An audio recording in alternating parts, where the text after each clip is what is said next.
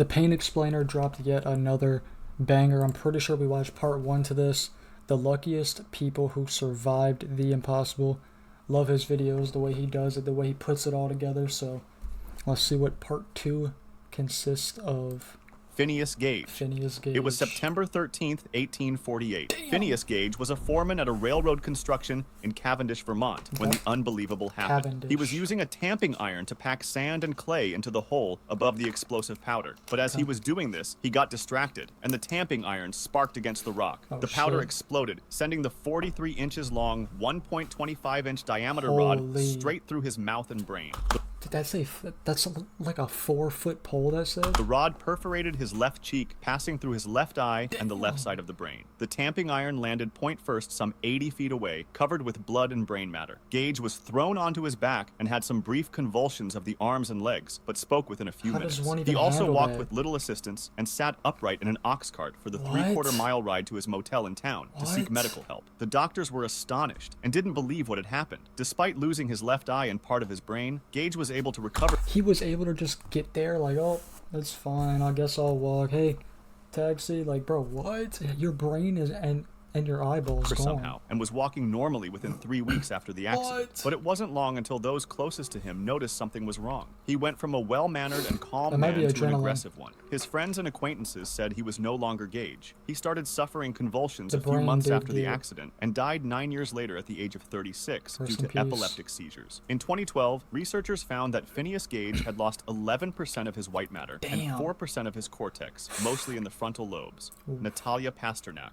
One spring afternoon in May 2015, after finishing her work at the post office, Okay. 55-year-old Natalia Pasternak, her dog, and her 80-year-old friend Valentina Gorodetskaya all Damn. went to the nearby forest to collect birch sap when the unimaginable happened. While walking through the Siberian forest in the far east of Russia, It's they Russia. inadvertently crossed paths with a giant brown bear. Oh, The beast shit. initially attacked Isn't it if it's brown, lie down? So lie down. the dog, but quickly set Oh, its the sights on dog. Natalia, mother of 3. After attempting to rescue her friend by hitting the wild animal with a You lay stick, down. Valentina ran away to seek help, but not before the beast scratched her back, leaving Natalia Ow. to face death. During the hour-long ordeal, the wild animal Hour? clawed her shoulders, legs, arms, and head, even scalping her. Thinking her mauled prey was already dead, the bear dragged its victim some distance and then covered most of her body with earth and debris to eat her later. Eventually, wildlife inspectors arrived at the scene and found the bear protecting its kill. They shot him 5 times. Soon thereafter, they Nice. realized the partly covered Natalia was still breathing but seriously injured. She was rushed to the hospital, where she they even, managed like- to stabilize her after spending 5 hours on the operating table. she even, like- Juliana Kupska. He didn't like. Was her body like torn up? Did she miss limb? Like, did she have arms and legs? Like, what is going On on? Christmas Eve, 1971, Okay. 17-year-old Juliana Kupska was flying over the Peruvian Amazon jungle with her mother when a nightmare ensued. Oh, 15 shit. minutes before they were supposed to land, the sky suddenly grew black. The plane unknowingly flew into a violent thunderstorm and was struck by lightning. One massive flash of Whoa. white light hit the plane's wing, which sent the aircraft into a nosedive. However, the plane began to disintegrate. Bro, that's a literal nightmare. I've flown a few times, bro. I try to never think about that. Before plummeting to the ground. Kupska found herself falling, still strapped to her row of seats, 10,000 feet into What? the Amazon rainforest. Before hitting the ground, however, she lost consciousness. She woke up the next day alive and alone in the rainforest. Her What? seats served as a parachute which slowed her fall. That's the impact was crazy. also lessened by the rising current from the thunderstorm Kupska fell through, as well That's as so the lucky, thick foliage at her but not landing lucky. site. She survived the fall but suffered injuries such as a broken collarbone, a deep cut on her right arm, an eye injury, and a concussion. Her nightmare was far from That's over. not as bad She as was it able to could've walk, been. but she couldn't see well after having lost her glasses during the fall, and she Ooh. had to deal with the dangers of the jungle, such as jaguars, snakes, and poisonous frogs. Somehow, Damn. she managed to find a creek and followed it downstream, walking in the middle of it as it was safer than walking through the jungle. That's true. After 9 days alone in the jungle, dealing with severe insect 9 bites, days. extreme hunger, and an infestation of maggots in her injured arm, Oh my god, that's true, bro. Because you can't really cover it. Oh my god. she was able to find a hut with a palm leaf roof, an outboard motor with a large boat and a liter of gasoline. Damn. She sucked the gasoline out and put it into the wound. The pain was intense as the maggots tried to get further into the wound. She pulled out about 30 maggots Damn. while suffering excruciating pain. Exhausted, she decided to spend the night there. The next day, she heard the voices of several men outside. What? When they saw her, they were alarmed and stopped talking. They thought she was a water goddess. But What? once she explained what had happened, they treated her wounds and gave her something to eat. And the next Nice. day, took her back to civilization. Yep. She was soon airlifted to a hospital, where she recovered and reunited with her father. She later found that as many as 14 other passengers were later discovered to have survived the initial crash, but That's crazy. died while waiting to be rescued, including her mother. It was later Damn. revealed that the plane she was in at the time had a bad reputation because of some recent crashes, and Okay. adding to the danger, they pushed through the storm, even though it was unsafe, just to That's meet the holiday stupid. schedule. The airline lost its license and closed Good. 11 days after the accident. Good. Casey She Wagner. did all that at 17. One fall by the way. afternoon in October 2013, 31 years old Casey Wagner was attending an annual off-road event called Nice. Rednecks with Paychecks in St. Joe, Texas, when storm clouds started rolling in above. He decided to take refuge under some trees while waiting for a friend to return from the bathroom. When out of Sure. nowhere, he saw sparks flying off the tree trunk. Casey was shit. suddenly struck by lightning, and while he was mid-air, a second bolt hit his work boots before What? Shut the fuck up, bro. He was hit by lightning, which forced him to go airborne, and while he was airborne, he got hit again. before he could even hit the ground. The bolt shot up his leg and traveled through the side of his body and his left arm. Wagner Damn. began yelling for help as he lay there paralyzed. As luck would have it, a nearby nurse rushed to his aid and What? kept him calm until paramedics arrived. Astoundingly, Wagner escaped with only minor injuries and was What, released from the bro? hospital after spending only one night in observation. One night. Apart from being left with shortness of breath, sore muscles, and feeling weird, Yeah. Casey is a walking miracle. That's To put crazy, that into bro. perspective, the chance of being hit by lightning in the US is 1 in a million, and Casey was not only hit once, but twice in a matter of seconds. Candela. At the That's end a of lot. March 2022, a girl named Candela was waiting for a train in Argentina's capital, Buenos Aires, when she suddenly found herself losing consciousness. What happened next was frightening. She lost her balance and fell to her knees, her head landing in a narrow gap between two subway wagons and her What? body between the subway and the platform. People nearby were shocked, thinking they had watched the tragic death of a young woman. Little did they know, they just experienced a miracle. When the subway Talk to me. stopped, people rushed to get her out from under the carriages. Surprisingly, she was alive, quickly regained consciousness, and seemed unharmed. She was immediately rushed to the How? hospital, where she was diagnosed with a broken rib, a How? perforated liver, a skull fracture between her nose and eyebrow, and a head concussion, which Damn. caused her to lose hearing in one ear. Damn. Yuwa Wisniewska.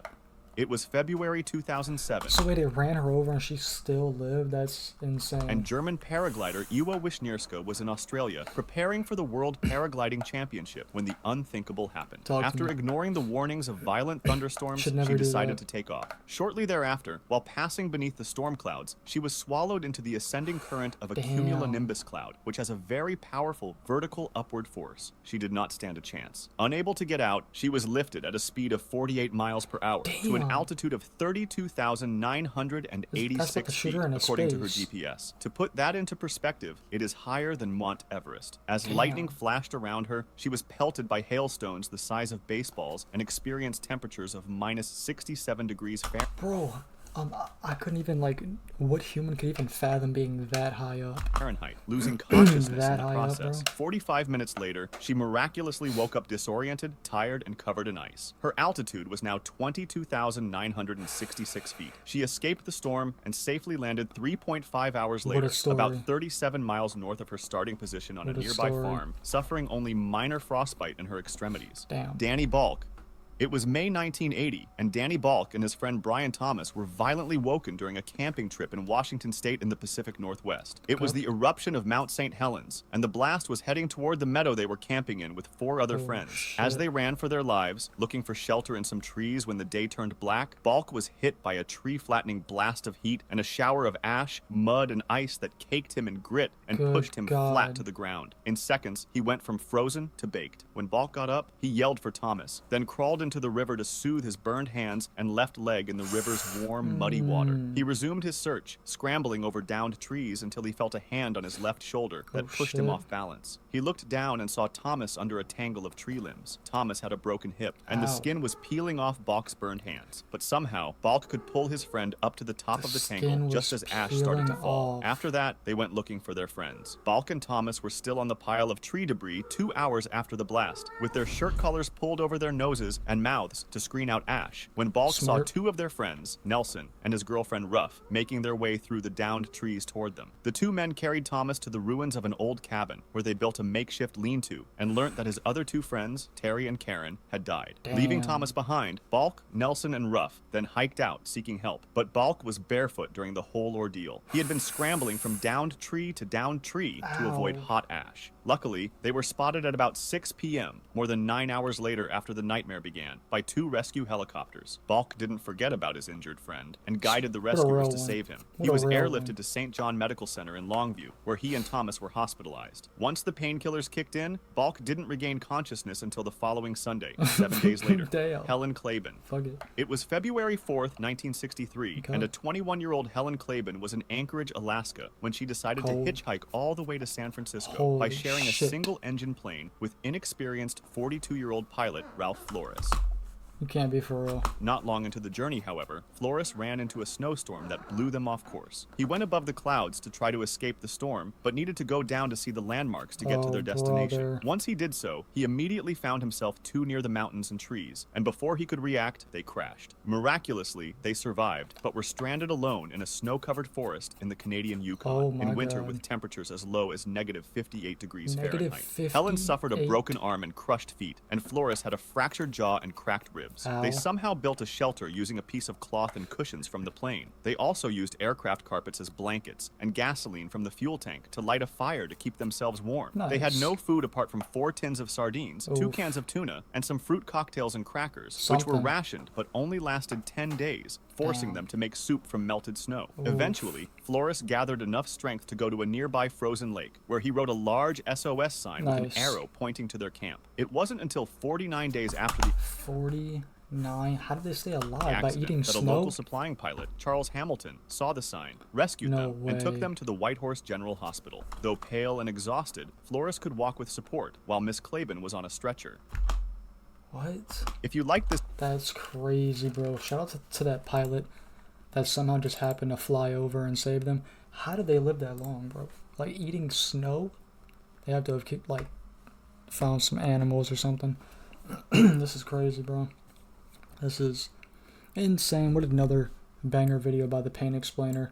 Did not know about any of these stories, and he always informs me of some crazy there's nobody left. Set up the bro with a play, don't fumble it. Damn, he fumbled the ball, I gotta recover it. East Street lacking, other bitch caught up. He spun back, that's not what I taught him. Now I gotta make the play.